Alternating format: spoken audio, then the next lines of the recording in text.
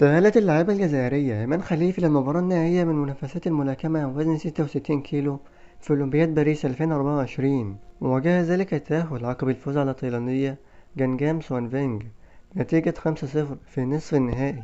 وتخوض البطلة الجزائرية المباراة النهائية يوم الجمعة المقبل. وجاءت نتيجة المباراة 5-0 للملاكمة الجزائرية إيمان خليفي بإجماع قرارات الحكام الخمسة. وبتلك النتيجة تأهلت الملاكمة الجزائرية إيمان خليفي للدور النهائي في أولمبياد باريس 2024 الجارية لتضمن الميدالية الثانية لدولة الجزائر في الأولمبياد بشكل رسمي عقب ذهابية كيليان نيمار في الجمباز. وتجاوزت إيمان خليفي الأسبوع الماضي الإيطالية أنجيلا كارني، وفي الدور الفائت هزمت أناكولا أموري يوم السبت.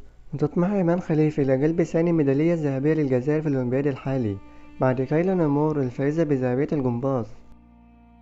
ولحد هنا نكون وصلنا لنهاية الفيديو. متنساش تشترك في القناة وتفعل زر الجرس وتعمل لايك للفيديو ليصلك كل جديد. والسلام عليكم ورحمة الله وبركاته.